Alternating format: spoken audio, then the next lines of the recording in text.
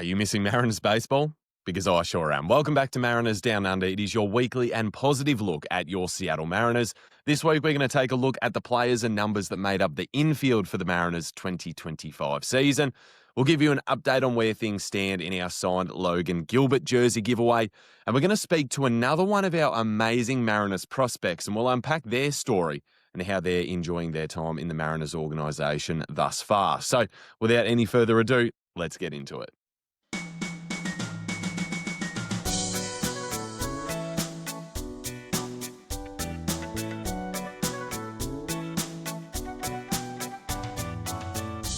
So it's that wonderful time of the year before winter meetings where rumours give us as much hope and anxiety as they do dreams and dread. And who are we going to get? Who are we going to lose? What are the Mariners 2026 prospects going to look like? Well, all of that is still up in the air, isn't it? And as good as I am, I've got absolutely no idea. So while we can't wait for next season, 2025 was a season worth celebrating, and this week we're going to take a look at the infield for the big league club and what numbers made up their prior season. What better way than to get started with what is priority number one for our off-season? So Josh Naylor, we know what we want and we know what we deserve. First base has been a position of need for a bit now, and we found our guy. But what do we do now? The projections say that Nails could be in line for a 4-year, $90 million deal. And there have been projections that that offer could hit 5 years and $100 million. I think the value is there. I know the value is there. The bloke's as tough as nails. And he's bought into Seattle and what we do. He's bought into the fan base. He's bought into the culture and the organisation. But now it is up to the check writers to put their money where their mouth is. So for the big fella, it's a tale of two towns thanks to the deadline trade to the Mariners. For the season, Josh hit for a 295 average with an 815 OPS. He accumulated 160 hits and 20 home runs with 30 bags. Josh Naylor does not rank highly when it comes to speed and base stealing. And just through will, grit, and sheer determination, he scored himself 30 bags for the season. For the Mariners, it was 54 games, it was 58 hits, it was 32 RBIs, and it was 9 homers with a 299 average. He hit the heater well. He batted .321 against the four-seamer. He also handled the sinker and the changeup well. He did have some trouble against the slider, hitting .220 against it. It was thrown just over 17% of the time to him as well. A 34.5 whiff rate and a 20.2 K rate. So there is a little bit of an off-season plan of attack there for Josh just to sharpen up in that area. But for Josh, for me, for us as Mariners fans, he was instant impact. He was a player who delivered what I reckon was just great first base defense, and we need him back. So we ended the season with first base in a lot better position than we've previously had him. It's, in my opinion, always easier to re-sign a player than to bring a player in, especially one that, said he enjoyed hitting in T-Mobile Park. Whether he was having cracks at players in the past or not, he said he enjoyed hitting at T-Mobile Park. And that is more than half of the brick wall that we run up against when it comes to bringing bats into the organisation. So, like I said, it's up to the check writers now to do what they need to do to bring him back. But Josh Naylor, what an amazing half a year with Seattle. And I'm looking forward to that hopefully continuing into the future for another 4 years. What is he now? 28, so it takes us to 32. Maybe they need a fifth year being creative, but it seems like all the cards are there for Josh to come back. So I guess we'll wait and see. The next player that we want to talk about is Polo. So, honestly, what a season for the big fella. He was unwanted by the Mariners. The big suitors in the offseason were not there. He had an offer from the Astros. He turns that down. He returns to play. Have we all forgotten? He was meant to be our third baseman this season. That lasts all of 2 weeks, and then he just pumps out an outstanding season. So, by the numbers, it was a 265 average this year with an 821 OPS. It was 26 home runs. That is actually the second most home runs that he has had in his career for a season. 78 RBIs, that is the third most of his career. And the big one, it was 30 doubles, up from 11 the prior year. Most of the Mariners fan base need to submit an apology to Polo pretty quickly, and especially now that we're hoping he comes back. His market, though, I reckon is the tough one. He played second for us through the nitty-gritty, but, the injuries and the body and whatnot, like, he is just not the spring chicken that he once was. And that DH position, that suits him so, so well. But then there's that part, right, of, well, how much do you want to be paying for a DH only? The projections that I've seen say that he could be in line for 3 years and $42 million. And that's a price that a lot of teams that will come calling are potentially happy to offer. That has absolutely no substance behind it because we don't know how legit that is, but that's just the word on the street. I have this feeling that we're absolutely going to get one of Naylor or Polo. And I've been on the record stating that I love Polo. He's a class act. I met him in Detroit last season, and, I just have a couple little trinkets that I brought over from Australia. I gave them to him, and I said, just finish signing for everyone else. And he signed, and then he left. And I thought, the bloke doesn't owe me anything. Then he comes back walking at a brisk pace towards me. Oh, I found this. I'm so sorry. And I'm like, can we just grab a photo? Like, I just reckon you're a great person. Can we grab a photo? And he could not do enough for me. So he is just a class act. I hope that I am wrong when I say that I think we're only going to get one of Naylor or Polo. I hope that we get both, but I'm also realistic of, where this club is at with its spend level. And if it's 3 years and $42 million for a DH, where do we sit with that? What else can we possibly do? The word has come out that we're going to start the season where we finished it this year in terms of our payroll. But I think some of the numbers that have been thrown out, if we get Naylor and Polo, that's all of that gone. Then we can't add more. And, we do need to add some help in the bullpen. So I guess I'm realistic as well. But again, really, really hope he comes back. His numbers this year on a deeper level were great. 83rd percentile in batting run value.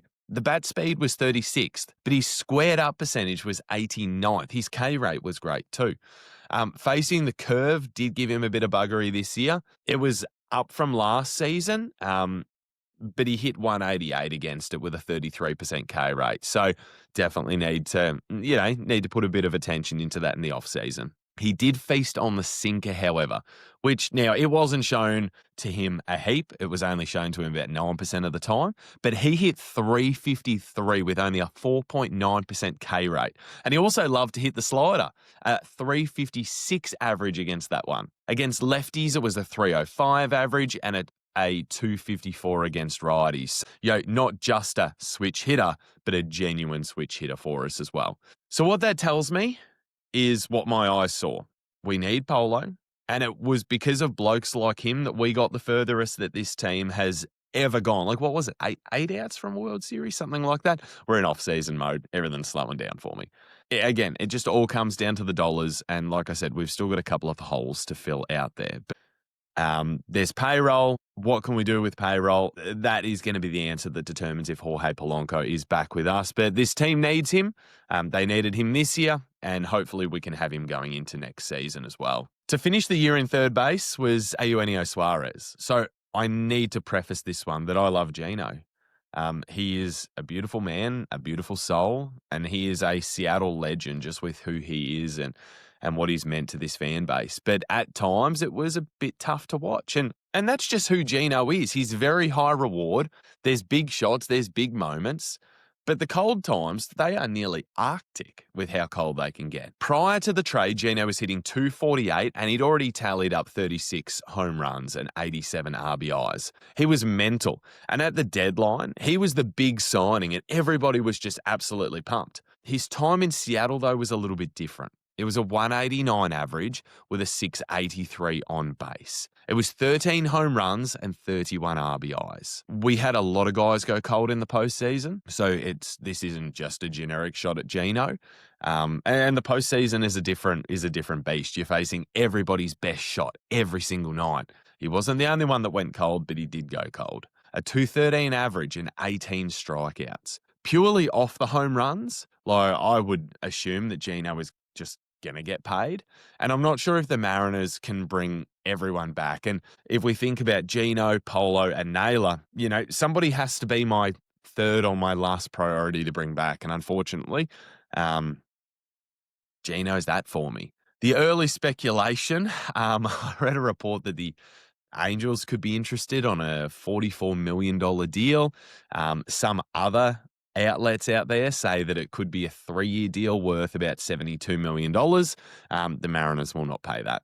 I don't know that for a fact, but that's just my personal opinion. The Mariners probably won't pay that one. I'm really glad we made the move. The move to bring Gino in showed a lot from an ownership point of view, from a front office point of view, to us fans that now is the time. You know, you told us that you would go when we're ready, and it showed. And we got further than we've ever been before. And now it's on ownership to continue that and go to the next level. I'm just not sure that Gino is part of that. I'm not sure that he joins the club for 2026. I hope so. I'd love to have a Dodgers-sized payroll, but unfortunately we don't. JP Crawford was our shortstop for the entire year. I feel like Cap cops it when we don't play well. I feel like he is the scapegoat, and I don't reckon JP's too bad at all. Like, he's a great player. I really love him batting ninth, though. It was just great for the club. From what I remember, you know, you would just sort of get through the order. JP's coming up ninth, and you just kind of feel like he sets the table for everybody, and he gives us a little bit of something else down the order. For JP, it was 2025 was a bounce back year. He had that stellar 2023, you remember? And then 2024, he left a little bit on the table. Our expectations were obviously sky high. He'd had a career year, and I think maybe everybody just turned around and expected him to do that again. And I think JP Crawford is probably a cautionary tale for Cal Raleigh. I've been having a conversation with a number of different people, some that I don't know, some that are friends of mine, about where we reckon Cal is going to finish next season. And I think it's the exact same as JP. I think if Cal comes back and trusts his process, he's going to do well next year, but I don't think he's going to hit 60 home runs. Like, that was a historical season. For JP, I felt like he came back in 2024 and he pressed a little bit too much. So this season, he's gone back to basics. He's hit 265. That was up from 202 last year. It was a 722 OPS in 2025. That's up from 625 in 2024. He also this season hit 12 home runs and had 58 RBIs. He was worth 2.8 WAR for the year as well. And I know the batting average kind of doesn't tell us the full story, but for me, one big change was how JP attacked the sinker. In 2024, he hit just 167 or 0.167 against that pitch. This season, it jumped to 227. He dropped his K rate by 10% on that pitch. Just shows the hard work that he put in. JP Crawford cares. JP Crawford loves the Seattle Mariners, and he wants to be part of that group that, you know, brings us the ultimate glory. So as I was saying before with Cal, you know, I think JP last year, he just tried to hit the skin off the ball. I think he tried to match his 2023 and he pressed. This season, he seemed calmer and more patient, and the results show. I think if Cal can do that same thing, yeah, Cal's going to be in for a great year next year. But, you know, we need to temper our expectations for Cal and not put that pressure on him. And JP obviously did so in 2024. But, hey, he was back in 2025, and I'm excited to see what he can do. I know a lot of people are sort of, you know, we need an upgrade at shortstop. Is Colt Emerson the starting shortstop on opening day? Like, Colt's 20 years of age. JP is just fine. Like, I feel like it is just the perfect bridge between those two. Speaking of young players coming up, we did have Cole Young get some experience this year. To me, the signals and the signs at the start, you know, it shows to me that the bats that have been promised to us are arriving, and they are of quality. Unfortunately, I did miss Cole Young's debut by one day. I was spewing. I saw the numbers come out of the locker room. Obviously have a couple of connections sort of around the club. Knew something was happening, and I was like, oh, of course it's my luck, like a guy. Some good news for the year, and I miss it by a day. Cole had an interesting year. He started really well. He hit 259 in June. That was his first month in the big leagues. He hit 230 in July, and then he struggled after that. And that's okay. Rookies have their ups and downs. They get figured out, and then they need to learn to adjust. But they've got to adjust against the best pitchers in the world. They've got to adjust against a quality of arms that they just did not see at single A, double A, triple A. This is big league arms are something different. In August, he wasn't able to figure it out. He hit 179. September was rough. It was a 0.48 average. In 21 September at-bats, he'd had just one hit. And subsequently, he wasn't used in the postseason. But let's look at the positives. He's here. He showed some power. He showed some big hits that, his frame probably didn't scream to me that he had. He got his reps early and he got a taste of Major League Baseball. Now, you assume he's made to fight for that starting spot at second base in spring. And I'm excited to see what he can do. I think Cole is in for a really big year next year. Fangraphs projects him at a 1.5 WAR.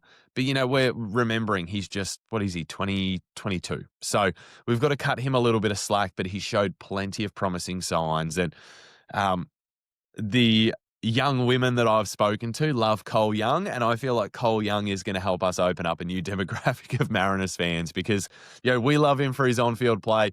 There's a certain breed of Mariners fans out there that love him for who he is off the field as well. And I just think Cole is going to be a good person for this club. And I'm really excited to see, him continue to work and improve and what he can do for us. Another guy that continued to work was the story of Leo Rivas. He was, again, a really key piece for Seattle. He spent time between the big league club where he logged 90 at-bats, and then he logged 223 down in Tacoma as well.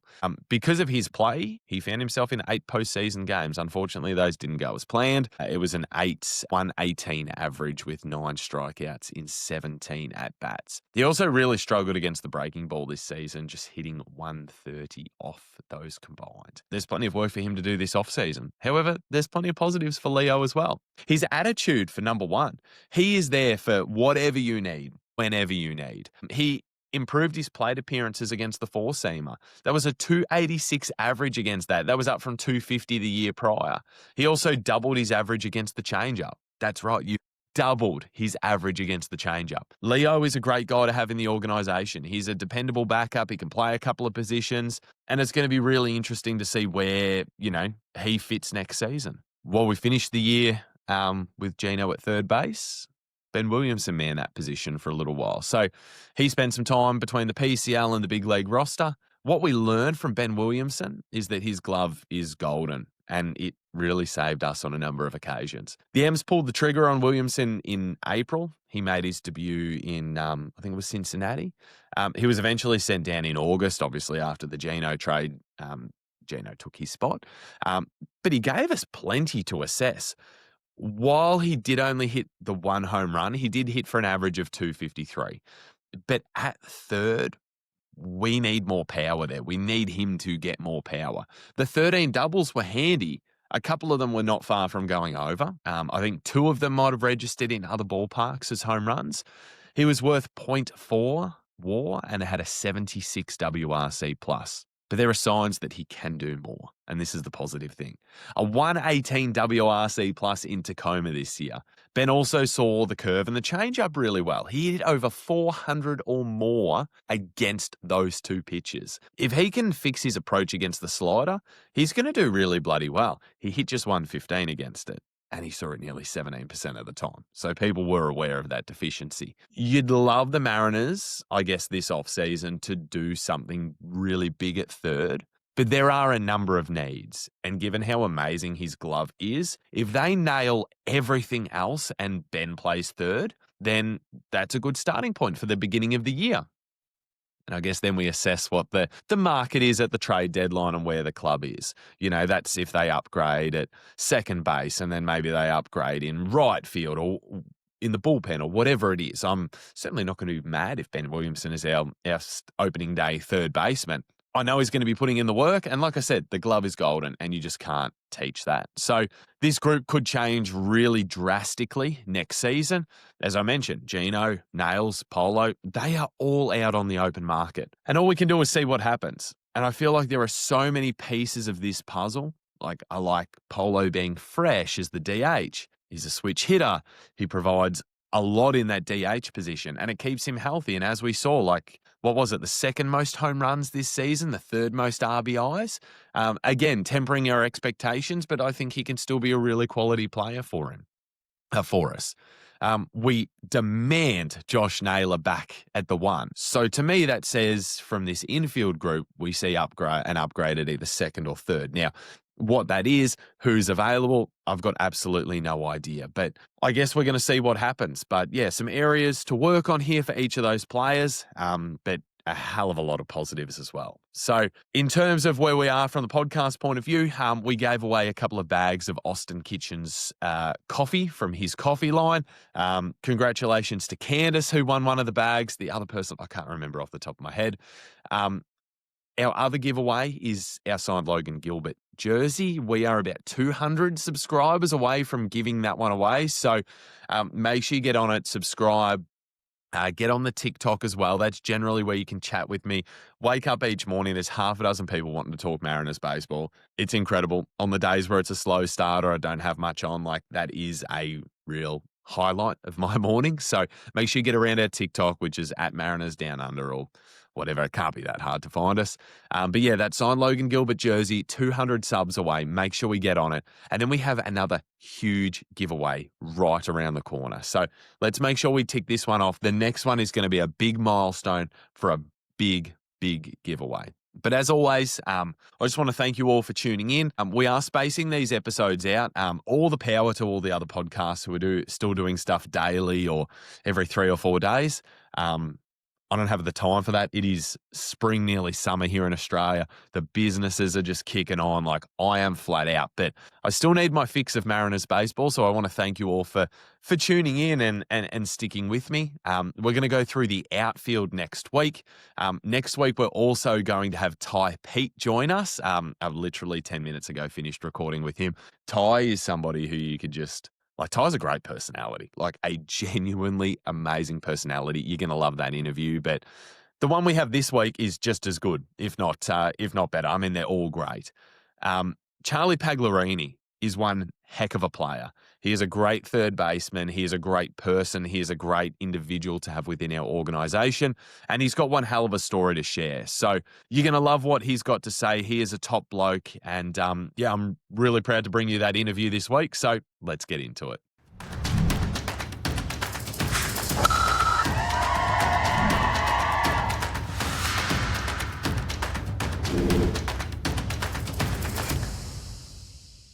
Now, each episode we have a guest on, and to that guest we ask the same question. Who else should we have on? We always get an answer every single time, but very rarely does the recommendation actually come through. So when it does, it's a pretty special moment. Today's guest smacked 21 home runs in the Mariners farm system last season, and he's been steadily climbing the prospect ranks for a couple of years now. He has hit at every single level.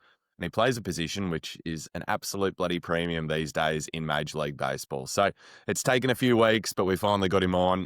Charlie Pagliarini, welcome, mate, and thank you so much for your time. Yeah, I'm excited to be here. So I once read a quote that said your favorite athlete is a ball player. And it wasn't until I got to following baseball and getting involved that I understood that, and I respected just how cool it is to watch a bloke tee off on a pitch and have it scream over the fence. So in 2019, you were that sort of man at St. Joseph's High School. You hit 519, which is just absolutely insane. How was that year? How was the world for young Charlie? Like, you were just on top of cloud 9 at school, mate. Just walk me through what it's like being a superstar in high school. I mean, it was a blast. We had a really good team that year, and one of my good buddies also got drafted that same year too to the Braves.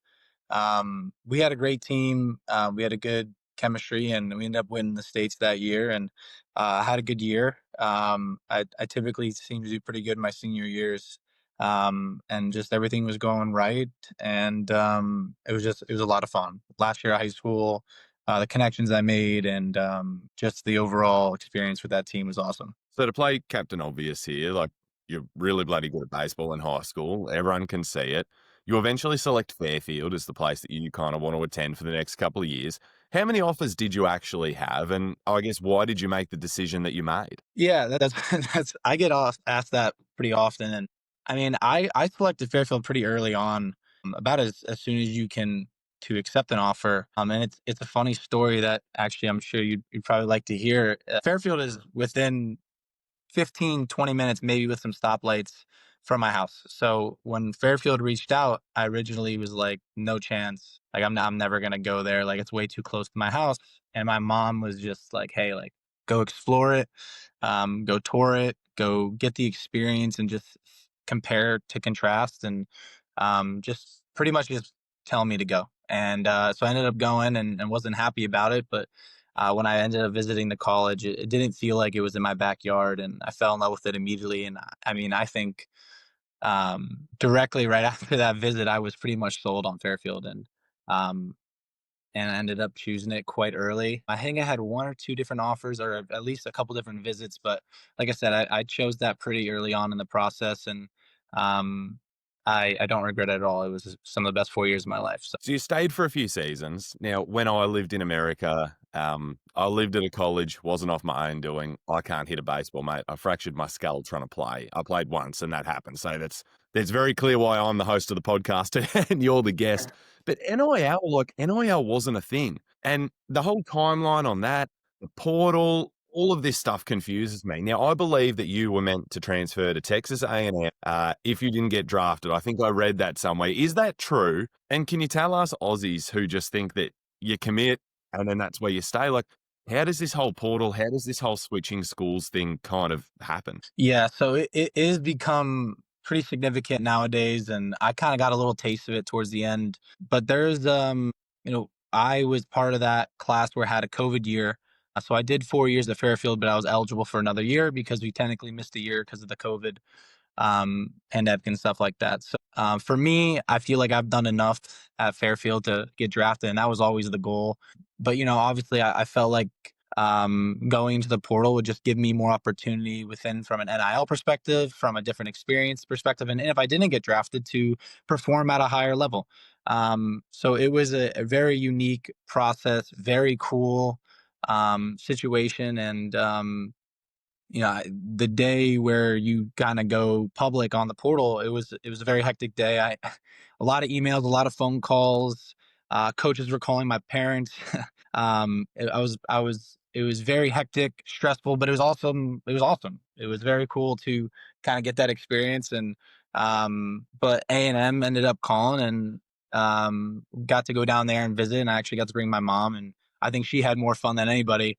But it was a blast to kind of get that quarterback treatment, and go visit a school that's much bigger than Fairfield, and has a reputation that's in the SEC. And I got to go visit Georgia Tech, which is in the ACC. So I kind of got to get that experience of like what it is at those higher schools, and obviously committing to A&M, and then obviously getting drafted, which was awesome, and which I wanted anyway. So it was kind of a crazy story, but it was just an awesome experience, kind of going through that whole portal, and dealing with different NIL offers, and talking to bigger schools.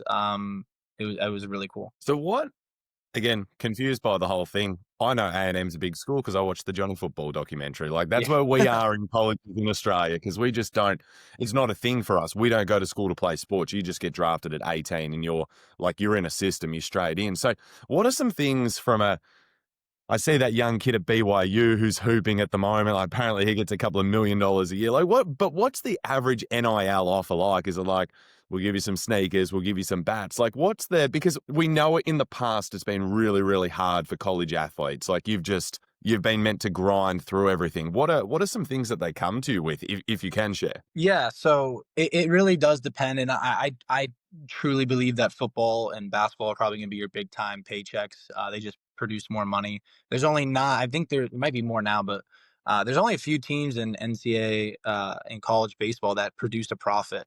And a lot of those teams being in the SEC, and one of those teams being Texas A&M. Um, Long story short, there's SEC, which is like the best conference. Today ACC is really good. Anything in the Power Five is phenomenal. Obviously, those Power Five schools are going to have more money, more donors than mid-major schools and smaller schools. But depending on player, depending on who you are, if you're transferring, a lot of the players in SEC teams kind of have like a base, almost like not a salary, but just like a base NIL deal that everybody will get. And then guys who will transfer in are guys who are more valuable, who are could if you're on the team, you're getting paid this, but you perform really well, you can go somewhere else and get paid more. Those players that are really good in college baseball might get paid even more. I mean, I know, I don't know specific numbers, but I know as a just a player being on the team, like, I shouldn't give numbers, but the players who are really good can get, six figures and even more. I know that I've had a couple six figure offers just from NIL, which was crazy to me. And a lot of people get caught up in that because as a 20-year-old kid, that number looks really good on paper, and people don't know about taxes, and none of that money is really guaranteed, from what I know. So I didn't really have to go through it, but there's a lot of horror stories of, oh, I accepted this amount of money and I went to school expecting this, but you didn't end up being that guy performing, and now you're left with not that much money, and then you already spent this. And there's a lot of horror stories like that, but from a baseball perspective, from what I know, you can make, if you're a 20-year-old kid and you get a free education and let's say 50 grand on top, I mean, that sounds pretty good. And you're seeing that a lot nowadays. And you're also seeing bigger schools buy out certain players. Do I think it's great for the game? I don't know. I think that, everything is, uh, it can get out of hand, especially those big time contracts. As schools can, like an LSU or an A&M or a big time school can go and buy out a player, and it can makes it a little unfair. But I think there should be a little regulation with it. But for student athletes, it's nice to go get a free education and get a little money in your pocket. That's for sure. So you mentioned a key word there, and that's education. And you took yours really seriously. So you're named to the 2022-2023 All Academic teams. How hard is it for you as a college athlete to not just pass, but you aced your studies while being an athlete and while performing at such a high level? How hard is that, and why was getting a good education while you're in that system so important to you? Yeah. So for me, I was huge on making sure I mean, ever since I was young, my parents always pushed me to get good grades, and I've always had pretty good grades going into Fairfield. My first year was super difficult, just the adjustment from not being at home, um, being out of school, being on my own, and then having the baseball portion of it. I remember struggling a lot, and I remember even my head coach being like, "Hey, you can be able to do this," and I was still unsure, just from a time management perspective, from making sure I'm showing up to class, lift in the mornings, practice in the afternoons. It was a lot for me, and I struggled a lot with it my freshman year. Still ended up getting pretty good grades, and then I kind of caught the rhythm of it, and really learned, and was able to do really well at time management, which I think is probably the biggest thing when it comes to student athletes. Um, but yeah, it was difficult at first, but then I figured it out. And be honest with you, once you kind of get an idea, and you understand how things work, and you know how to manage your time, it really wasn't that difficult. I had a lot of good teachers, a lot of good support from anything you needed, from tutors to extra studying, even to like good teammates. And I really valued some of the guys who were upperclassmen, because they would show you the way, and um, really kind of follow, because they've gone through it and they've done it, especially at Fairfield. So kind of lean on them a little bit, and I was able to do pretty well at Fairfield with the grades. So made my mom happy. That's for sure. That's the number one thing, mate. That's the number one thing. So 2020, 2021, 2022, you do have some magical individual moments in your baseball career, but it's 2023, mate. You just go absolutely bloody ballistic. You're the Fairfield Male Athlete of the Year, EIBA Player of the Year, Rawlings All First Team, All Tournament Team. There's 100 different awards. We'd be here all day reading them out. It was a crazy year for you. And then on top of that, you have the best offensive season in school history. It's an amazing year, and there's hype around you. But when did things get real for you? You mentioned before that you felt that final year there, you'd done enough to get drafted. But what was that point where you sort of realized and said to yourself, hey, this isn't a dream anymore. I've put the work in. What was that point for you? When did your eyes get opened? Yeah. So my junior year, I broke my hamate bone early in the season, and I had to sit like about half the year. And I remember coming back, and I was like in excruciating pain, and I was more of just trying to help the team at that point. And I ended up having a really good second half of that junior year. Hit a lot of home runs in the short amount of the short span that I played. And I just remember playing really well at Quinnipiac, which is funny because that's where me and Anthony D'Onofrio played against each other and really started to know each other. And I always did well against Quinnipiac. I don't know why, but I remember there was a few scouts at that game, and I played well that whole weekend. And I remember getting reached out by an agent and was like, "Hey, you have some interest." And I was like, I had no idea what any of this was. So it was all new to me. And I was like, oh, really? And I remember like the Tigers were on me my junior year. And I went to summer ball and the draft was coming up. And for me, I knew it wasn't a huge shot, but there was conversations of the possibility of it. And I remember being really stressed because I remember telling who now is my agent, that I wanted to go back to Fairfield. I wanted to finish and get my degree, and was very hesitant because I loved Fairfield so much. I loved my buddies there, and I wanted to make sure I got my degree. I wanted to make sure I finished up school. Um, and ended up not getting drafted that junior year, which I was kind of relieved. And then when it was over, I was like, wait, maybe that's what I wanted. And so it was kind of confusing. So, but anyway, going into that senior year, I really just wanted to enjoy it and try to have as much fun as I can. And I think that was probably one of the biggest reasons why I had so much success. I didn't put a lot of pressure on myself. I wanted to go out and I wanted to honestly just help my team win. And I knew we had a good team, and I cared more about not the individual success of myself, but more of the team success and enjoying it and hanging out with the guys. And about halfway through that year, my numbers were real numbers were really good the whole year, but numbers were really good. I was playing really well, and that's when stuff started really coming together, and started getting a lot of different conversations with different scouts and different teams, and then it became more of a hey, like I actually got a pretty good chance at this. Um, and I ended up finishing the season really well, and I played about as good as I could.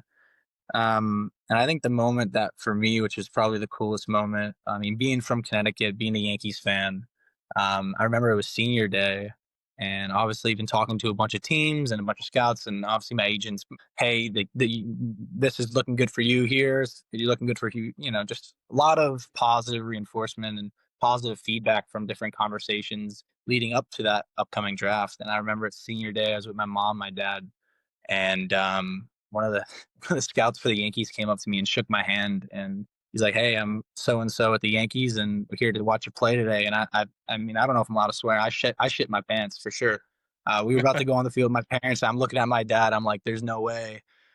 Just being a huge Yankees fan, like that was a big deal for me. So that was when kind of things were like, wow, like this is really cool. And that was a really cool moment just there with my parents and having a bunch of my family actually be able to come to the games. And that happened in front of them, which was probably one of the coolest things that's happened to me. And that's when it really clicked where things were going well. And, then it turned me into just more a confident player and a confident hitter. And I knew that I had a chance to go out there and do it, and I wanted to be that guy. And the season ended pretty well and broke a few records. And we did come up a little short of making it to the tournament, but performed well, and then ultimately gave me that opportunity to get drafted in 23. So that 2023 draft class, and I'm going to completely forget that you said that you were a Yankees fan. We'll leave that one to the to the side there. Not anymore. Not anymore. You know what? We've had everyone come on and say, "Oh, I used to be a fan of this team and that team." Like you kind of, as a professional athlete, you have to give that up. So hopefully you stay with the Mariners for the rest of your life. Hopefully you don't get sucked back into the evil empire. But that draft class, mate, that you're in, there's plenty of bats. Then you're straight off to Arizona for 16 games of rookie ball. That finishes out 2023 for you. You hit 263 and you look really solid. What was that whole experience like for you, being in the pro system for the first time? Because it's obviously different. And some guys have come on and said it's different because it was easier. And other guys have said it's different because it was harder, or maybe there were life adjustments. But what was that end to 2023 down in Arizona like for you? I mean, it was probably some of the hardest things I've ever done. It was super exciting. And I remember showing up there super nervous, and when you walk into the locker room and you get all this gear and you get treated a little differently, and then you start to kind of adapt to the professional athlete life, which was probably one of the coolest things I've ever gone through. But for me, it was super difficult. The actual game itself. Like I came from a mid-major school, Fairfield, and going in facing guys throwing 95 plus. It was definitely not easy. For me, I kind of really liked how the Mariners allowed me to kind of just be who I was, and they were huge on, hey, like you got drafted for a reason, so we're not going to show like be here and tell you what to do or kind of adjust your swing or make you make adjustments. It's like you got here for a reason, just go out there and have fun and perform. And I remember the first few games where I was a little nervous, um but kind of got into a rhythm, and I think I did okay. A lot of adjustments, just learning how the game's played. It's a lot different than college. um and learning what a routine is, what your process is, and an actual what a approach is, and different scouting reports, pitching reports. There's a lot that goes into it that I was very new, so I had to come accustomed to that. But that whole experience was awesome. Just not easy for me, but it was very. I learned a lot just from the other guys, from the different coaches, and then ultimately just had a lot of fun playing the game. On that pro system, you mentioned a couple of the perks. I can only imagine the chefs, massages, trainers at your beck and call, free gear. What for you has been the greatest perk of being part of an MLB team? The greatest perk for me is the people and the teammates and the connections that I'm making. I have made enormous amount, and especially being in the fall league too. But just with the Mariners alone, I've made so many new friends, so many new connections, um, and so many new teammates. And I think for me, that's probably the coolest part. I mean, the gears, I mean, the gear, the bats, the treatment that you get is awesome, but nothing comes close to the teammates and the new friends that I've been making. And um, we got the Mariners draft a bunch of really good guys, and very easy to become friends with. And just even if baseball you move on from baseball, I'm still going to have these guys and be able to hang out with them and have those connections. And to me, that's priceless. It's you get to make new friends, you get to hang out, and you get to live these new experiences that you've never thought you'd have with these guys that you never met before, all across the world, really. Um, and to me, that is probably the coolest thing about all this experience is just the new teammates, the new friends that I've made. It's a pretty cool experience. Your teammate in Everett, Brock Moore, he was our first guest, and it just got to a point with Brock where like we would just check in, hey mate, how you doing? How you feeling? And it just got to a point where like, I think we're friends now. And it's been a cool experience to be on the outside of this, let alone for you guys being on the inside. And you're spending so much time with them. They become lifelong friends and you get to know everyone at a really deep level. So speaking of Everett, um, like I said, you've hit at every level, but every level is going to have a different challenge. There's going to be a different standard. What were some of the biggest challenges or adjustments that you found at the high A level this year? I think some of the biggest adjustments for me, I mean, personally, I've gone through multiple swing changes, ever since, I mean, since Fairfield technically, but um, going into Everett, I was very confident. I had a great spring training, and I was playing okay, but I wasn't playing great. And I remember, my hitting coach, which I rely heavily on, Jordan Cowan, and I give him as much credit as I can without him getting too mad at me. He doesn't like when I give him credit. In all seriousness, I wouldn't be here without him. And gone through a couple different swing changes and really worked as hard as I can to get better with the adjustability from the easiest and shortest way to put it is to be on time for a 95 plus mile an hour fastball while also being able to hit and adjust to different off speed pitches. And I think that sounds super easy, but it's super challenging, and I think any hitter can tell you that. But there's a lot that goes into that, and I think the biggest adjustment for me is just being mentally confident. And this year, I really started believing in myself, and really being really confident. And I think my mental approach is what really helps me be successful. Obviously, I've been working my butt off physically just to be able to adjust to different types of pitches and work on my swing to give me the best chance to be able to perform on the field. But mentally, being able to believe in myself and having that confidence that comes through failure and comes through experience. And um, I'm a big believer in the more you fail, the more confident and the stronger and the better player that you'll end up being. So I think mentally it was a big year for me, kind of breaking through a few different barriers and really believing in myself and knowing that I can do it, and then being able to perform and have the performance back that up was huge. So um, really working through just different, I would say, mental approaches, and mental confidence, and just all that believing confidence approaches, and kind of really sticking to what I'm good at, and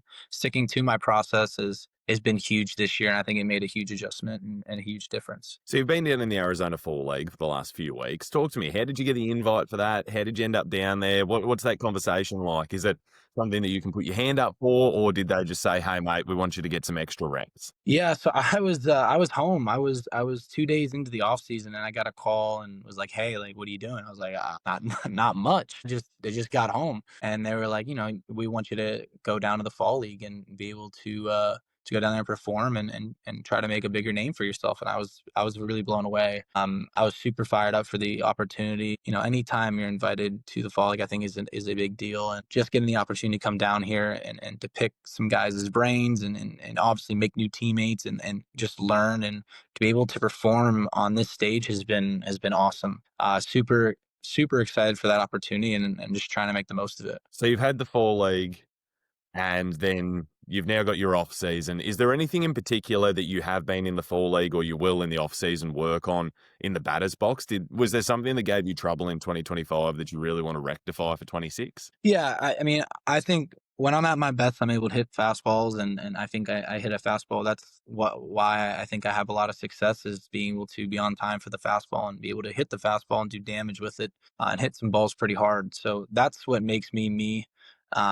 But to really to dial in on and being better with off speed, and um, I don't have to be the best in the world with it, but just to be able to come in next year and be a tick better with it, and to be able to um, just be able to make more contact with those pitches and to be able to have a little bit more success. I know that sounds super easy, or super easy to say, but really just working on still the adjustability part of it, and while maintaining damage on the fastballs. That's kind of my biggest or what I want to work on for this off season and continue to get better at. I know at higher levels they're able to locate more off speed and able to pretty much throw whatever they want. I just want to be able to handle that and be able to help me with that in the next level. So that's the goal. A big part of hitting is obviously a bat. Without it, yeah, there's no point standing in the batter's box. So if you've had a great run with a bat, say you smacked a couple of home runs with it, you've had some big hits, and then that bat breaks on you, are you a bit cut up? Or are you superstitious that, oh man, like that was my bat, I had a good run with it? Or is it simply a case of just grab another one and go for it? So I think that I'm not superstitious. I feel like I'm just a little stitious when it comes to certain things. I don't know about the actual bat itself. I do I do love my bats, I should say, but it's more of like, what did I have to drink on the way to the field? I had a coffee. Did I have a nitro cold brew? Did I have try to keep the coffee the same? Or, I got this from Jordan Cowan. Dr. Pepper before the game gives you a hit. I mean, there's some things that always work. So there's a few things that go on and off the field where I try to keep the same sometimes, and honestly, just make it a game, make it fun. It is a kid's game. So I don't know about the different types of bats.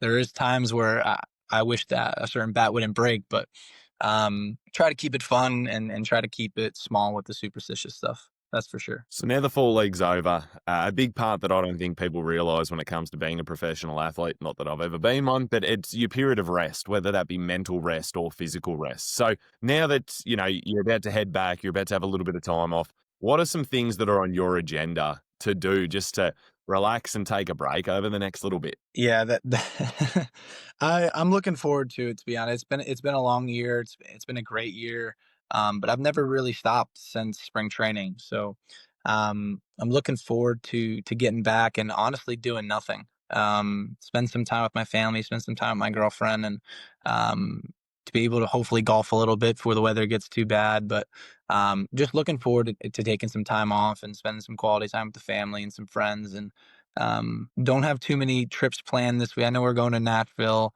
for a weekend, and maybe try to catch a trip or do a weekend getaway in January before heading back to spring training. But really just want to enjoy the nothingness of stuff and hang out with some family. And it's the longest time I've been without going home. So um, just looking forward to relaxing. And then of course, as soon as I'm done relaxing, kind of getting ready to go back to spring training for 2026 now. Yeah. So before we get into our last couple, I want to ask you about a guy who I think he hasn't been under the radar on this show, but I think he's just been under the radar throughout the Mariners system. And that's a guy that's been a teammate of yours in Tyler Cleveland. He's somebody who I mentioned to you before we started recording. Like, I think he deserves a big league spring training roster invite.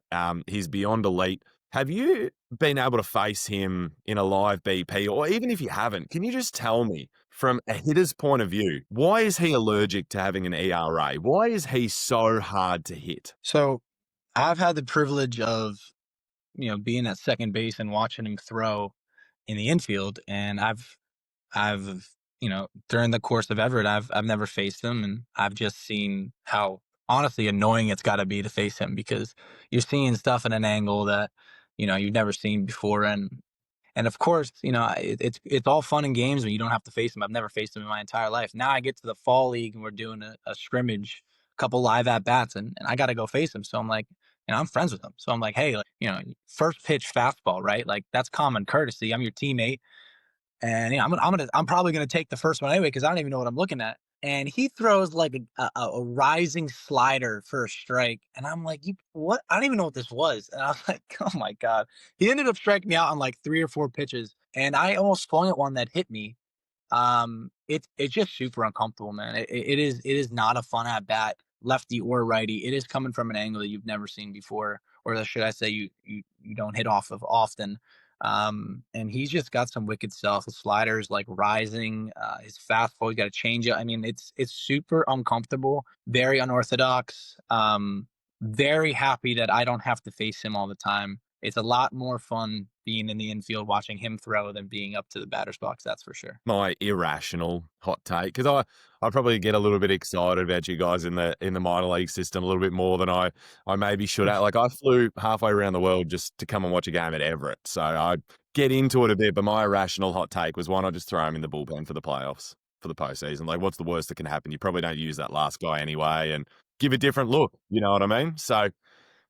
Success for you. This is a question I love to ask everybody. What is a successful career for Charlie look like? When you sit back in your 70 and you're on your front porch and you can barely move because your knees are buggered, what are you going to be happy with? I'm gonna be honest with you. I'm a very easy guy, very simple guy. If I try to live my life where if it were to all go away right now, that I would have no regrets. And if someone were to come up to me today and say, "Hey, you're done. You can't play baseball anymore," I would probably be the happiest guy in the entire world. I've been able to experience so much, and I've been able to have some success, and the people that I've met, the things that I've got to do, the places that I've got to go to. Everything has been awesome. And I don't have any regrets. And I am about as happy as I could possibly be. This whole experience, being professional, even through college, high school, my entire baseball career has been nothing but a blessing, and it really has been some of the best days of my life. And meet the people that I've got to meet, the things that I've got to do. Um, I wouldn't trade that for the world. So our final three quick hitter questions that we finish sort of with everybody. So you've played with a lot of quality players. You've played with some big names, played with some guys that everybody's aware of. But who is the most underrated teammate that you've had while you've been in the Mariners system? What is one player that you go, geez, like, why are we not talking about you? Hmm, that's a good question. I mean, I played with a lot of really good guys, and I mean, I think he is talked about, and he is a prospect, but I really do think, and he is also one of my really good buddies. But I do think that Ty P is probably one of the freakiest athletes I've ever met in my life, and he's one of my best buddies. But he switched from infield to outfield, and watching him progress in the outfield has been crazy. He's phenomenal out there, and I know he probably gets some credit for it, and I'm not saying he doesn't, but he's gotten. I just seen him just kind of grow as a baseball player, and he is just a freak athlete and super athletic. And watching him transition from infield to outfield, I really think he's found his home out there. And um, he I mean, if I'm a hitter, I don't want him out in center because he's probably catching about damn near anything that gets hits out there. So um, I think watching him, and obviously him being one of my best buddies and being my teammates for 2 years now, watching him grow in the outfield has been really cool to watch, and some of the plays he makes is just phenomenal. I think he was hyped up within the system, which was deservedly so when he was drafted, and everyone was talking about him. And I think that now that, a draft or two has gone by, I think people are criminally underrating him. They're forgetting about Type Pete when it comes to their rankings. And that's just the nature of the game. And a big 2026 will put him back on everyone's radar again, I'm sure. So our second of our final three, mate, is a bit of a hypothetical. You're having a dinner party. You can invite 4 people. 2 have to be current Mariners players and big league players too. Who do you want to learn from? Who do you just want to have a yarn and a chat to? And the other 2 can be anybody that you want, dead or alive, famous, non-famous. It's your dinner party. Who are you for? That's a good one. I'm gonna do, if I were to have a dinner party, I would take the 2 Mariners guys. One's got to be Cal. I mean, after the year he had, I mean, I could pick his brain for probably a couple days.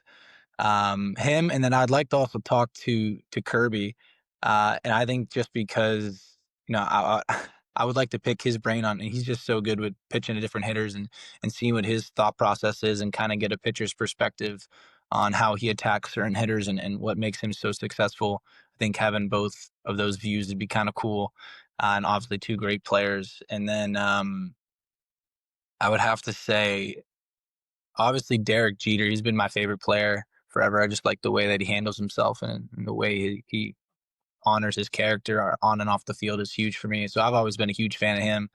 And then someone funny, just because why not?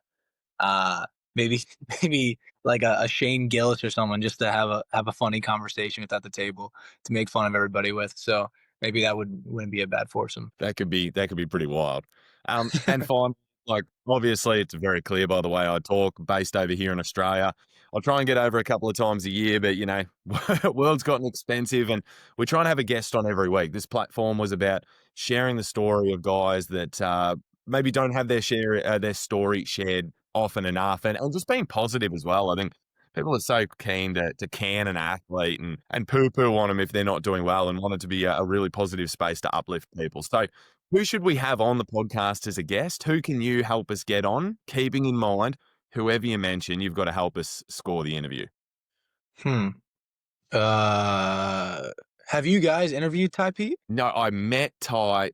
So when I went to Everett, I said to the front office, I said, I have to meet Ty Pete. I have to have Ty Pete on my podcast. I gave him some of our merchandise, and I was like, mate, let's link up. Let's make it happen. And he's like, yeah, no dramas. We traded a couple of messages on Instagram, and then our Instagram page got taken down, which was not too bad, but it cost me my way of connecting with players. Like now I've got to try and reach out off my personal Instagram, and I feel like one of those fans. It's like, oh, can I have a signed ball? So I lost complete contact with Ty. Haven't had him on. His questions are literally sitting on my computer ready to go. He would be. I'll be I can be that guy. I can get you an interview with Ty, 100%, no I doubt. appreciate that. that'll be 6 months of hard work and heartache. Just gone out the window, mate. But I really want to appreciate your time, your flexibility, even just the way you communicated. Like I know you were busy down in the fall league. You kept in touch with me. It was really appreciated, because this is just my little thing that I do. And hopefully, we've got about 12,000 followers or subscribers on YouTube. Hopefully it's a big enough audience to get people's story out and get people realizing what a great year that you had and who you are as a person, and supporting you guys down in the farm. So I want to thank you for your time, and just wish you all the very best of luck for 2026 after you get some rest. I appreciate it. Thank you very much. This has been awesome, and obviously very cool to share my story and to be able to talk to you. So this has been great.